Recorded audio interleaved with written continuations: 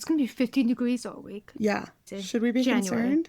Probably. That seems like a bummer. Someone do something. What happened to all there were so many articles like, this is going to be the coldest winter. I did not see that. Oh. The Farmer's Almanac was like, it's going to be frigid. You love referencing the Farmer's Almanac. I feel like it comes up a lot. Is it just me? Okay, it's just you. Okay. A way funny story. So A's parents sent us a holiday gift. I finally picked it up from the post office yesterday. Okay. There you go. Oh, okay. Would you like to explain to the audience what it is? This is a card that says, driver is deaf or hard of hearing. Failure to cooperate with verbal commands means I am not hearing you. And it has a little ear with a, like the slash across the ear. It is the slash, but I think it's funny because I feel like it's like, it doesn't look like the traditional, like, do not. Yeah, Maybe it's the one over in A's country.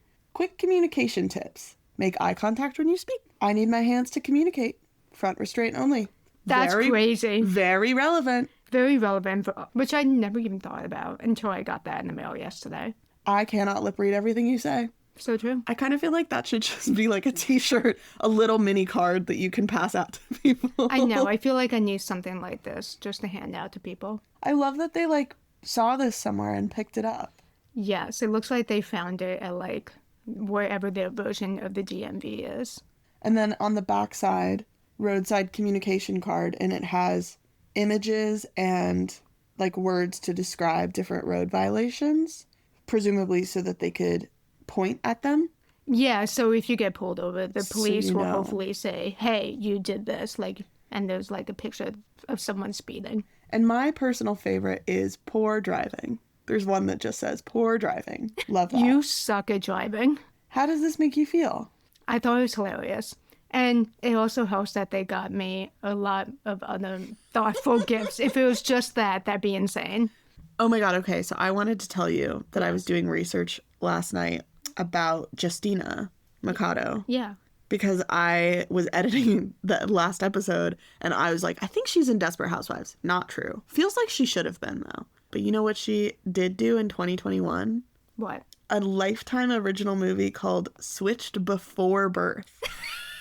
About two moms that instead of it being their babies, it's their embryos? Yeah, their embryos are switched and they carry each other's babies. That's crazy. We should watch it in a bonus episode. I was gagged. I wonder if she was like, isn't this so funny because I already kind of did this? Have you heard about the Na'vi sign language in Avatar?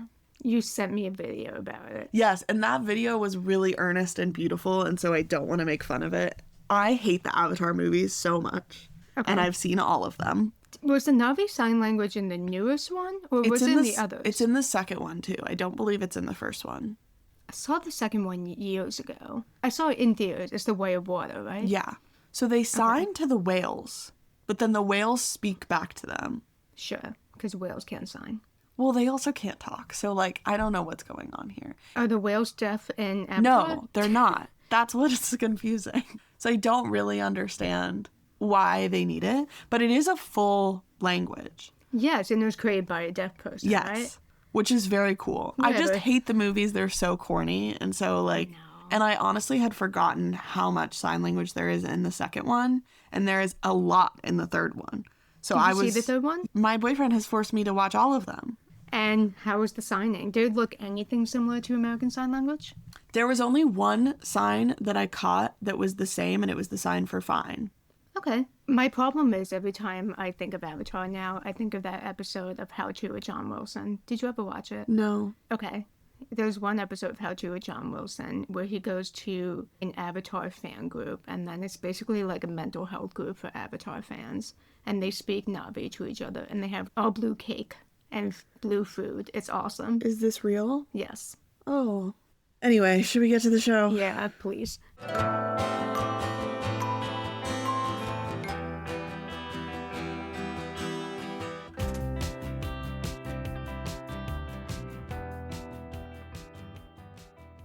The first thing I wrote down about this episode is not the planking. It's upsetting. Well, first of all, this is season 1, episode 12, titled The Tempest, and it was released January 10th, 2012.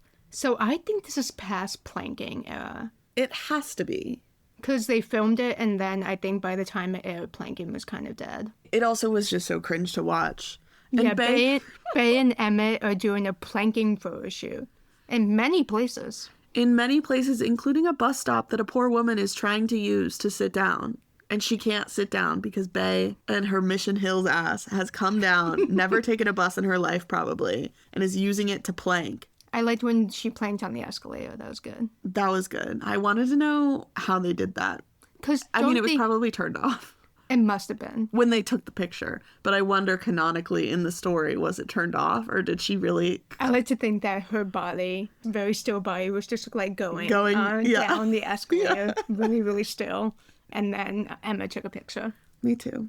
Yeah, and then they're making art and also making out in Emmett's room and Melody storms in. I also just want to say I do have a photo shoot of myself Tebowing from 2012. Sorry, what is Tebowing? Like Tim Tebow, the football player. I was homeschooled in 2012. You're right. Okay. So he would do the thing where he would like kneel on the ground and put his fist to his head. But isn't that the thinker or whatever? That's under your chin. But Tebow would do this. Okay. And so I have a photo shoot. And do you have it on you now for me to view? For my viewing pleasure? Okay, great. Give me a second, guys. And can we blur your face and put one on the Instagram? I don't think you can see my face, actually. There you go. Oh, wow. I'm wearing an Aeropostale long sleeve shirt, blue skinny jeans, polka dot socks, and I am Tebowing on my family's living room floor. And someone took a picture of me doing this. I don't know who. Yeah. Thank you for being vulnerable and sharing. It's okay because you can't see my face, which makes me feel better. Let me get to my notes. That could be anybody Tebowing. Then Bay and Emmett are making out in his room, and Melly walks in on them smooching to confront Emmett for dropping AP bio. And instead, he wants to take speech therapy. Yeah, it's the only time they offer speech therapy. Bad. I wish I took AP bio in high school. That's one of my biggest regrets. And Bay is just good enough at signing now to understand that they're talking about her. Yeah, in front of her. In front of her. Melody needs to stop doing that. I know. And then Bay leaves. Bay is like, oops, I'm going to get out of here. And at the Kenish house, Catherine is looking smoking hot. We also get a Mad Men reference. Are you still watching Mad Men? A little bit, but I'm on my Dance Moms thing right now. Yeah. Mad Men's not really a comfort show. Well, it kind of is for me, but I'm deeply mentally ill. So. I just really need to concentrate when I watch it, and I need to be well in the head. Totally. I'm mentally fine, but right now I cannot concentrate on something like that. It's kind of more of a summer show to me anyway. Ooh, I see that. I feel like it's perpetually like sweaty there and like hot. That's true. They're always sweating in their suits and loosening their ties. Well, I don't think air conditioning had been popularized. That's true. What, the 1950s? Yeah. Yeah. Catherine is wearing a nice dress and high heels and an apron in the kitchen. She looks like a 1950s housewife. She looked smoking. She looks very hot. And John thinks so too, and he's flirting with her very intensely in front of the children. He says, we should bring that the next time we go away. Love the implication that they're not fucking in the house when we know for a fact they are. Right. I just wrote, John. She's just dressed up to go meet Tina Choi from the Kansas City Herald, which we'll get to. But now we're at the guest house at Regina's, and she's making breakfast for once. For once, we were just talking about this. What will it take for Regina to cook for Daphne? And turns out what it'll take is her wanting to know the tea. Yeah, it's when your daughter's best friend is dating your biological daughter. That's when she'll make breakfast. And she's like, why didn't you tell me? I think as they're talking, it becomes more clear. Because she's kind of like, Daphne, Emma's like your only friend. You have no other friends. So you must be really lonely right now. That's kind of what she says. Yeah, and she's right. And she's right. Oh. Yeah, poor Daphne. She's not a girl's girl. She's not a girl's girl. She doesn't have a girl space friends. Or she tries. She's about to try. She's about to try. It's going to go badly. Toby and Wilkie are making a music video. And they're talking about renting a capybara. Who is behind the marketing of capybaras in the last decade? They were huge in like the early 2000s. Someone discovered the word capybara and the fact that they were the world's largest rodent. And everyone wanted to see or hear about them. I remember it was in The Sweet Life of Zack and Cody too. They mentioned capybaras. Okay, so I thought that capybaras were just coming in now in the mid-2020s, but turns out that they're having a resurgence right now. Interesting.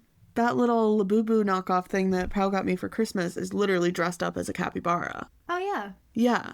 It's that Glenn Powell photo that did it. And then Emmett shows up at the Kenish house in the morning, and Daphne's like, oh my god, deja vu, what are you doing here? But he's not there for Daphne. He said, nice to see you. I'm checking on bed. We were discussing, it's been a minute, but how the Kenishes were so freaked out about the motorcycle and then they just kind of let it go. They didn't let it go. They bought Daphne a fucking car. Right. That was their final move. They never bring up the fact that she won't have to ride with Emmett anymore. But it feels in like... Catherine's mind, she's like, well, if we buy her a car. And it seems like it's a rule.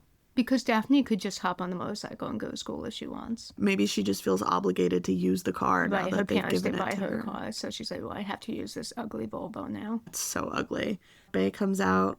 Yeah, and Daphne flees the scene. Daphne's like, I'll see you both at school. Throwback, she's still doing cooking classes. Yes. She's going to be at Buckner a lot this episode. And Emmett's there to check on Bae after what happened with Melody. He said, yeah, my mom yelled at me because I signed up for speech. And Bae is thrilled to hear that he signed up for speech. Thrilled about it. On top of the world. And he goes, I don't know if my mom's mad. Which is such a teenage boy thing to say. He definitely knows, He knows why she's mad, but she's like, I don't know what her problem is. And then he's like, and by the way, she hates you. She hates you, but who cares? And Bae's like, I care. Yeah. I want her to like me. And then she lists all the reasons why it's important. Like, she's very tied to Melody, it's true. yeah, like, it's her biological mom's best friend. She also coaches Daphne's basketball team. It's her boyfriend's mother. Yeah. Like, I want her to like me. She's in my life now. She also, Melody should like Bae a little bit more because she has the hots for John Kenish. I know. You're not really helping yourself, Melody. No. We're at Buckner now. And Simone and Daphne start chatting. Yeah, they're palling around. We don't know how they met, but they're chatting. Off screen. Cooking class. Yeah. Simone's apparently in the cooking class Which now. we never saw in the previous episode. Well, she didn't exist. She spawned into existence at East West Fest, basically. Maya Walsh just popped up at nowhere. But they're walking side by side in a busy, noisy school. And they're not facing each other. Again, Daphne, superpowers. Don't know how she's understanding them. And this comes up later at the club.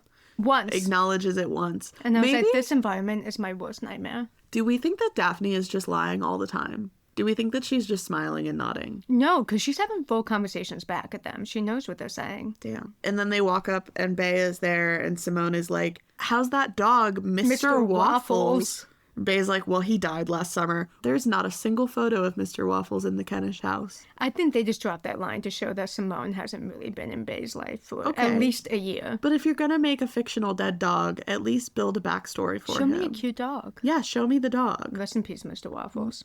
Daphne and Simone are becoming buddy-buddy. But Daphne is trying to forge a new life for herself. She's like, well, if I can't have Emmett as my BFF, I'll get a new one. I'll get this suspicious girl that everyone keeps side-eyeing. Yeah, and then Catherine is meeting with that journalist, and the journalist is like, surprise, it's a book. I want to write a book about your absolutely horrible horror story life. Yeah, the way she's selling it to Catherine, she should have a little bit more tact. Not tactful at all. She's like, come on, let me exploit you, please. Yeah, she's like, it's such a good sales pitch. Like you're gonna make hero. So much money. Or like, I'm gonna make so much money from this by exploiting you, please. And Catherine rightfully is like, bye, I'm leaving. Now Toby and Wilkie have resorted to working at the car wash. Which they should have done a while back, but it seems like they mentioned they're not making a lot of money. No. Minimum wage back then was, what, like $2 an hour? The only thing I noted was Wilkie's muscles are crazy. Comically larger than Toby's. Who looks like that? He looks 30 years old. Yeah, and he was young doing the show. His muscles are bigger than Toby's entire body. I think Austin Butler had so much early success on like teen shows because he had a young looking face, but the genetics of, like a 30-year-old man. But him at the car wash, he's a foot taller than Toby. Well, they've got different builds. Also, that's so funny because I think tiny. Lucas Grable's significantly older than him. But they both, he looks like 17. And Daphne is playing pickup basketball with Simone. Yeah, it's b-ball time. I kind of tuned out during this basketball scene because I don't care, but if you want to give your review, feel free. Daphne goes for a layup and she pushes Simone to the ground, but in a way that is, I think, fine. And Simone is like, nice job. Want to come to the club with me? You can come, but you need a fake. And Daphne's like, yeah, no problem. Totally. And then a basketball coach from Buckner approaches her. Wonder what that's about. Melly is on the Kenish property and bumps into Bae while she's holding a giant painting, a little cumbersome to sign with. But she approaches Melly and says, I didn't make Emmett sign up for speech therapy, just so you know. Like, that was all his doing. Which is kind of a lie. That's true. She was very happy to hear that he signed up, so she is kind of encouraging him. And, like, their first real day hanging out. She did ask him. Would you ever maybe speak? That is true. And he did tell her no, but I don't want to blame Bae for it. I don't want to blame Bae because she is not actively changing his schedule. Bae says, I didn't ask Emma to sign up for speech therapy, and Melly voices, you didn't have to. And she's right. She's right, but she's being so mean to Bae. She's being so mean. She's taking out her feelings about her son on Bae. But she's it's being not, a boy mom. She's being such a boy mom. You're so right. Oh, man. Melody, come on, you're better than this. I know. Also, in her own home, I just wrote the disrespect that Melody's showing up and still being mean to her there. Yeah. And then she flees to go get her roots done by Regina. And Daphne goes to John and is like, the Buckner coach wants me to play for them. And he gets so serious. So serious. You don't quit your team. But really what I think is he committed to the team by signing up to coach so he could get closer with his daughter. I don't know. I think that's part of it, but John also just, like, loves sports and all that And he stuff. needs an outlet, like Toby says later. Yeah, he does need an outlet. So I don't know, because he continues to stay on and coach. Yeah, I had mixed feelings about this because it'd be different if Daphne's team was, maybe they sucked, but they were really dedicated and they wanted to get better. Mm-hmm. But as you see later on, like, Daphne's team does not give a flying fuck about No, yeah, I'm on Daphne's side here. Yeah, and if this is an opportunity and she wants to play a win, then go for it. So then Emmett decides that the best way to handle the issues between his mom and his girlfriend is to stage a game night. When Bae can still barely sign. Stressful. I don't know about you. I'm a competitive person. You're a competitive person. I would not play board games with someone I didn't already have, like, a steady relationship with. Yeah. I just don't see it going well. I also think Melly's a competitive person. Yeah. Also, spoiler, they play Monopoly, which is, like, the worst game. The worst game if you're trying to form friendships, not, like, ruin them. It's a long, boring game. It's hard to sign. And it usually ends in someone crying. That's true. Every time I played with my cousins growing up, someone cried. I think I've learned about myself that I'm not very competitive at board games. I think one thing about me is I'm not that good at board games. And I'm learning this about myself, especially being married to someone who really likes board games. I lose constantly. I played Catan the entire break. I did not win one game. Wow. I've never actually played Catan. Anyway, yeah, so they're going to play board games, and that's going to go badly, as we know. And then Daphne shows up again at Buckner. For, like, the second time. Oh, it's not cooking class day. She just shows up. No, yeah, she just shows up to be like, Wilkie will know where I can get a fake ID. And then he goes, let me think. Oh, wait. Cha-ching. I have a great idea. I will be making them myself. Is that? I feel like they're not easy to make. I don't think they're easy to make either. I wouldn't know anything about it because it's illegal. So yeah, I would never do something like that. Never had any experience with something like that. But they literally just, like, order a bunch of cardstock and then later they go on YouTube. Like, him and Toby go on YouTube and there's YouTube videos on how to make them. I feel like it's a little more complicated than that. You would think. Also, you need to take, like, a very specific photo. I've heard, allegedly, you need to take a photo that looks like an ID photo. He doesn't ask Daphne for that. That's true. Where they get a picture of her. And then also, I guess it needs to scan. Don't they scan them? Yes. Maybe back then they... I was going to say, is that new technology? That might be new, because now they scan them. Maybe Kansas City isn't. But, yeah, maybe back then they just looked at it. But she wants to go to a bar, not a liquor store. They're just going to glance at it. Yeah, so Wilkie's like, great, this is how I'm going to pay for our capybara. How much is a capybara, do you think? Well, they're renting it. They said $400. Oh, I didn't even hear the price. Can't purchase one. Good. Although I guess the person they're renting it from technically purchased it. Well, maybe they have them in, like, a nice, respectable place. That's such a nice thought. Like an animal sanctuary for capybaras. Okay. I don't think that's where it's coming from. All right. It's interesting how in this episode there's, like, a callback kind of to the pilot episode where Bae gets in trouble for having a fake ID and using it to try to buy beer.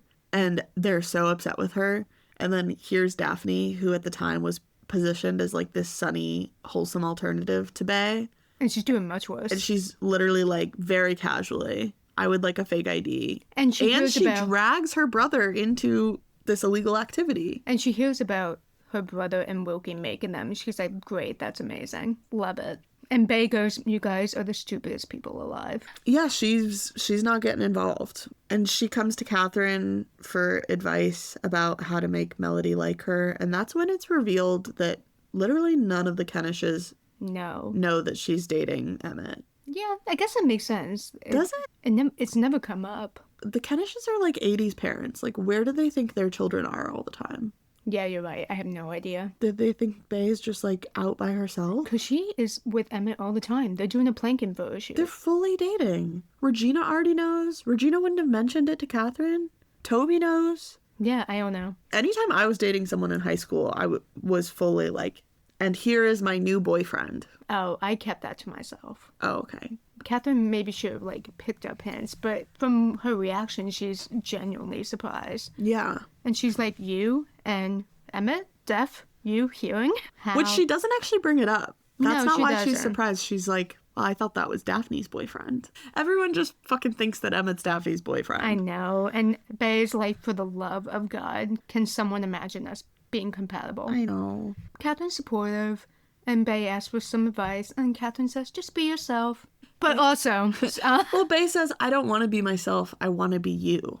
Yeah. Which is really sweet. And then Catherine's like, well, be less sarcastic and bring artichoke tip then. Which is a great tip, I think. Great tip. You should always bring something to someone hosting. The artichoke tip is very yummy. And then Daphne comes in to see Toby in the music room. Yes, and Toby is signing. He says, now that I'm learning sign, I realize hearing people use too many words. Love that realization. Yeah, he's right.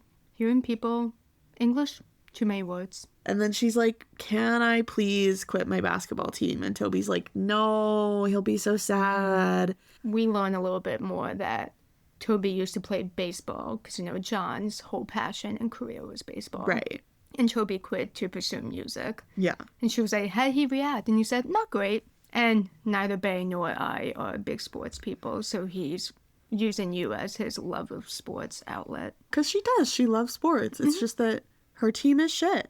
Yeah. Like, it's not a rejection of John. If anything, she's like, I could be good enough at this to play for real. Yeah. And also, I should be supportive. I like to think that John has encouraged her to grow and improve at the sport now that she is getting pursued by Buckner. Yeah. So I think that's a big deal.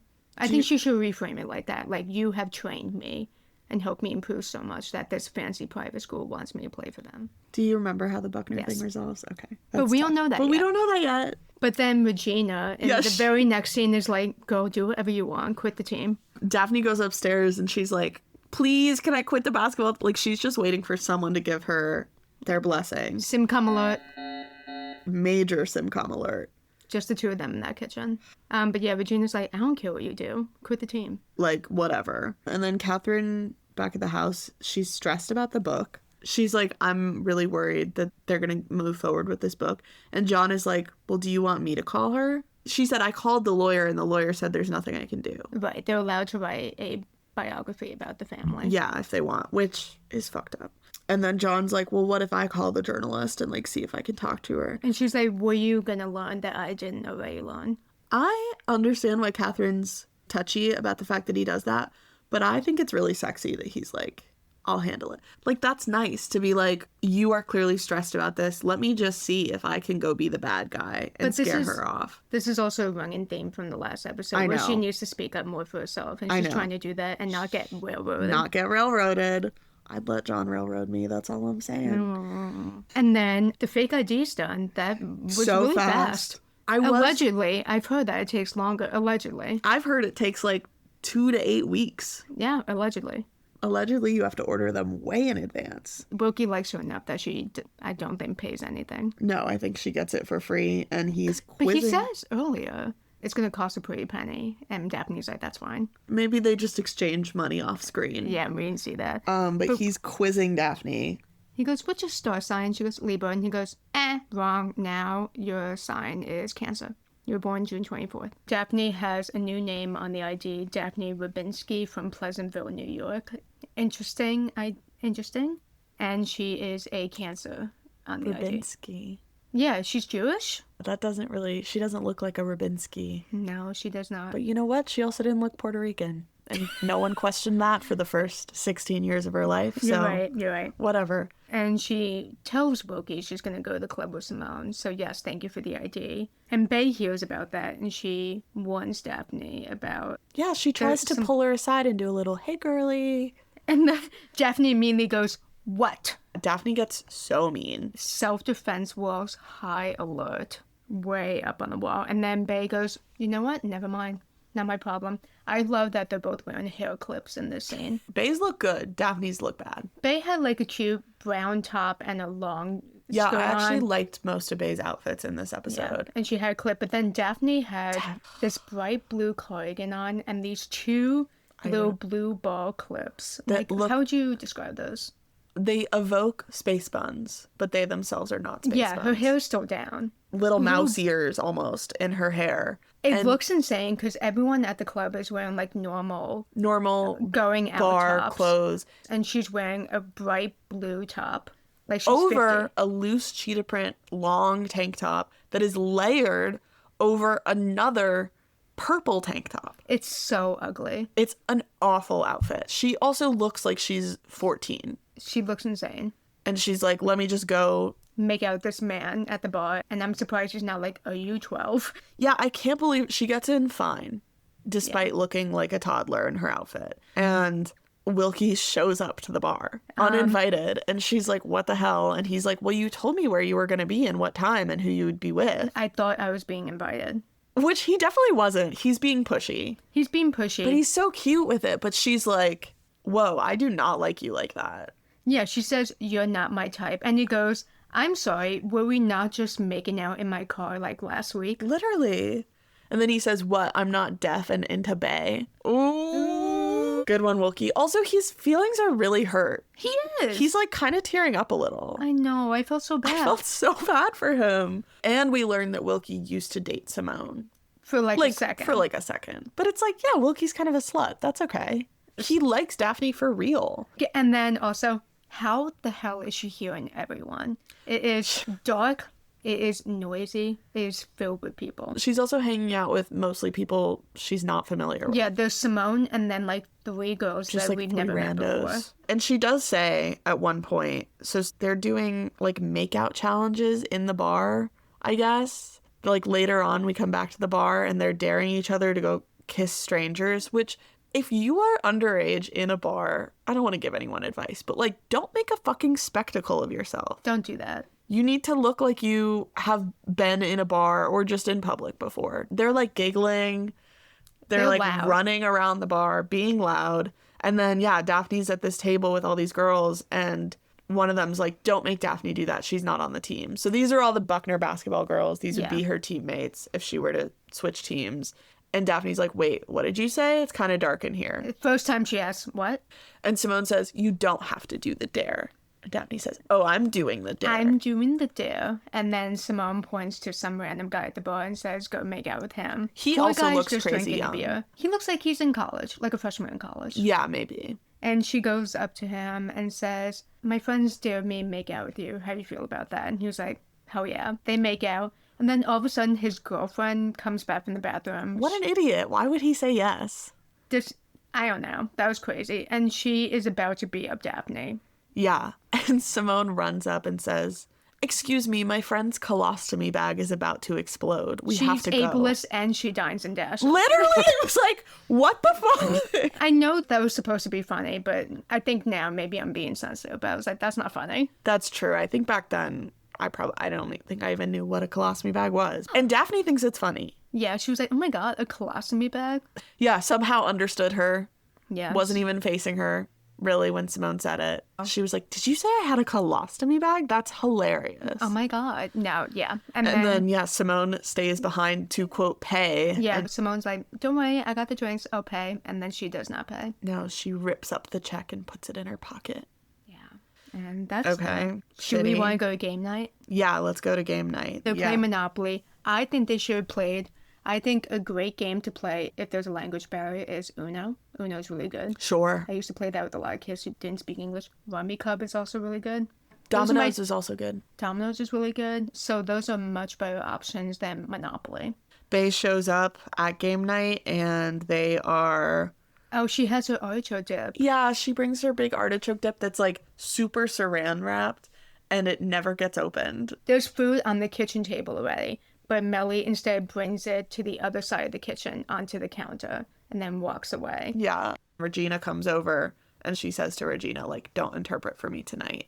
Yeah. I want Melody to see that I'm trying. Bad call, girly. Bad call. She really tried, though. And Regina really did try to help. Yeah. There was one point where Emma, like, put a house on Park Place, and Bae can't tell. And then Regina's like, Park Place is a great property. I know. She's trying sweet. Yeah, she's trying to help her, but Melody is not trying to help her. She's signing so fast and smiling that smile where you know she knows she's being a bitch. Oh, yeah. And then There's also no captions, too, so the audience does not know what she's saying. Which I loved. Yes, and also her signing's out of frame. We see her signing really fast, and then we just see Regina laughing. Yeah. At some stories she's sharing. I loved that. I was like, oh, I'm an idiot, too. Yeah. I feel for Bae. And then Emmett realizes that Bae is clueless. And Bae says, I missed all of that. I'm so sorry. And then Regina and Emmett tell Melody, please slow down. And Emmett signs the simplified version, which is just... my mom likes to win. Yes. And Bae's like, oh, I like to win too, which is funny because they're talking about the game, but also they're not. And then I don't know why Melody brings up Daphne. She says Daphne is the only person that's ever beat me in Monopoly. That's right. And then everyone gets kind of the room chills. Yeah. And she's like, Emmett what? gives her evil eyes. Yeah. She's like, what? I can't bring up Daphne. And then Bae says, it's okay, I know you and Daphne hang out a lot. And she signs hang out. But instead of hang out, she accidentally signs circumcise. So I'll demonstrate the sign. So hang out is you have your both hands and your thumbs are up and the thumbs are orbiting each other. Yeah, kind of at an angle too. An angle. And then they're going around each other. But for circumcise, only one hand is moving and it looks like you're cutting off foreskin. Yeah. You're sort of miming a circumcision. Yeah. But Melly starts cackling, laughing at her face in a really mean way. It's so mean. Like, she obviously knows Bae didn't mean circumcised. No, of course not. Also, the signs are fairly similar to very similar. A new signer. And then Bae's like, you know what? I'm done. Good night. Bye. Especially because she, like, it's not just that she laughs. She laughs and she's like, what did I do? And Regina explains that you signed. And Regina does a really good job of being like, oh, you didn't sign hangout. You signed circumcision. Yeah, but that's okay. Yeah, she's like, there's no mockery in her tone. She's just explaining very frankly. And Bae's like, oh. But then Melody goes on. Melody continues on like, yeah, me and Daphne, we circumcise all the time. Like, blah, blah, blah. Oh. And then Bae goes, you're laughing at me. Yeah. That broke my heart. Yeah, it's, she's really far out of her comfort zone. I know. And then she's like, you know what? I'm done. Good for Bae that she walks out. I think that was the right call. And then Regina finally says something too. Yeah, she was like, you need to apologize. That's my daughter. And that's your son's girlfriend. Like, what is wrong with you? What are you doing? Yeah.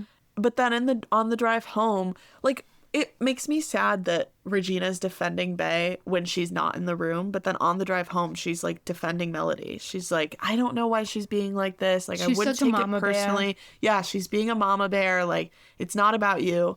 It is definitely about Bae. It's definitely about Bae. And also, it's not an excuse. Like, she's making excuses for Melody. And Bae says, have you ever noticed that there's always someone between us? I liked also that Bae got a little petty and said, she's a total bitch. Yeah.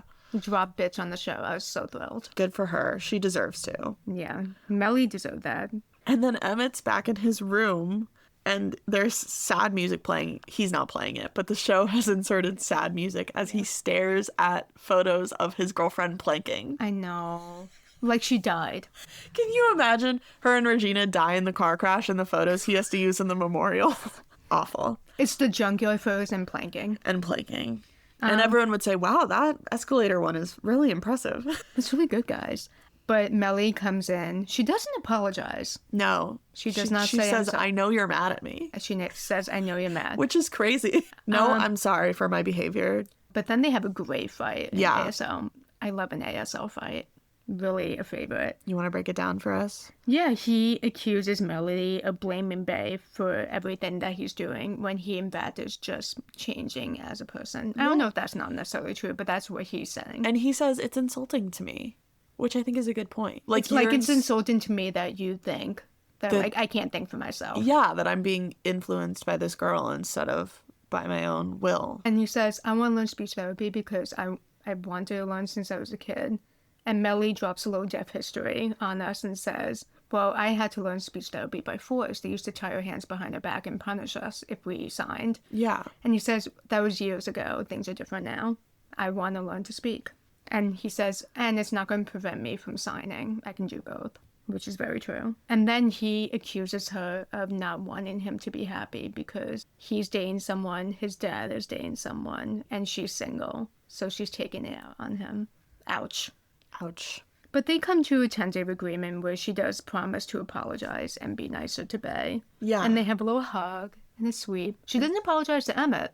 No. But she says, I will apologize to Bay. And she says, if you can stop lying to me and skipping class and failing things, I will be more supportive of your relationship. That's true. It's a little hard to be supportive of a partner when your child is lying, stealing, getting injured.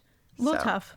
Tough, but fair. I think that's a good resolution. I think Emma has a great brooding face. Yeah. And then Daphne, who I presume is a little bit tipsy from her bar experience. They had a lot of beers on the table. And that's why she has the liquid courage to go to John and say she's going to quit the team. And he goes, no, you're not. And she goes, in fact, I am. And then this makes sense to me. She was like, please, for the love of God, I have no control over anything in my life. This is the one thing I can control. Yeah, and I totally agree with her. She said, there's so many things I can't change, but this one I can change, and I'm going to do it. Yeah, and I think he acquiesces. Yeah, I think maybe he understands. Yeah. She's saying, I can change this, but you can't. This is in my control. It's not in your control. Catherine is being like, all these other dummies wrote a book. Yeah, she's like, Snooki wrote a book, Valerie Bertinelli wrote a book, Keith Richards has a biography or a memoir. Why can't I write one? She also really insults Kendra. I don't know her last name. I don't know who Kendra is. She's like a former Playboy bunny. Oh, that's right. But she was like, Kendra wrote 2 books. Okay. Okay, Catherine. Yeah. You can have sex and write. Which Catherine should know, because her and her husband have a very healthy sex life. Yes. She's like, they can all do it, so can I. Yeah, which I actually think is a great idea. Yeah, for her, especially she's been looking for something. Yeah, she drops all the books on John, which she bought. It doesn't look like they were library rentals. Guys, go to your local library. Catherine doesn't have a library card. Don't go to Barnes & Noble. Go to your local library. Or your local independent bookstore. So true. I like to think Catherine maybe went to a local Casey independent bookstore, but I fear that she went to Borders at the time or Barnes & Noble. Yeah. And then we get to the last scene where I just wrote, oh, fuck.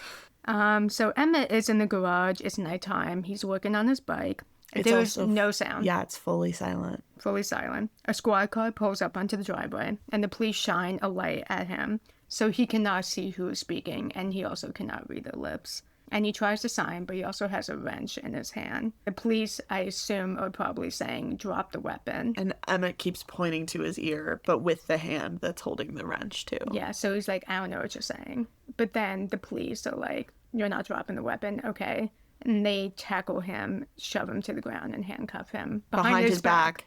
Behind his back. Yeah, and that's where the episode ends. Yeah, so he's being arrested for something. We don't really know what. We'll figure it out very quickly and be reminded what he did. Yeah. Extremely upsetting scene to watch. So upsetting. Yeah. Really powerful that they had it completely silent. Yes. I do have issues with the way they talk about it later on in the show. Okay. Because I don't think they talk... Because this happens to Emmett, but I don't think they discuss, like, the systemic issues of, like, police brutality against deaf people. I think it's kind of like, oh, he got arrested because he's a bad boy and he's doing bad things. But it's not like... I don't think they're really addressing the extremely traumatic thing that has happened to him and that has happened to many deaf people. It's a very common occurrence. Yeah, I looked it up, and they don't have a lot of statistics because the tracking is bad, but deaf and hard of hearing individuals make up 7% of prisoners and only 2.1% of the general population. Oof. So overrepresented. Yeah. And then I was also reading specifically about Gallaudet Police Department had a lot of false arrests and history of police brutality, and there was a student there who was killed by campus security in an illegal chokehold in 1990. Holy shit. Yeah. He was just walking on campus. His name was Carl Dupree. By campus security? Those aren't even real cops. That's what it said in the Washington Post article. Why would... Because isn't Gallaudet a fully deaf university? Yes, but famously the administration is not. And then also the police are not adequately trained on how to interact with deaf people, which is psychotic. People are so stupid. They really are. But apparently this is a running theme with Gallaudet police. And then with general police handling deaf and hard of hearing people. I do know that it is a common occurrence for police to mistake sign language for gang signs. Yes. Which again, like, how dumb can you be? I know. It was a fun episode, but then it ended on such a bummer, and I was like, ugh. I know. Sorry, guys. Yeah, I don't know how to bring that up. It's not funny, so I'm not gonna try to bring up the mood. But thank you for listening. I really appreciate it. Thanks for listening. And we'll see you next week for episode 13. Bye. Bye.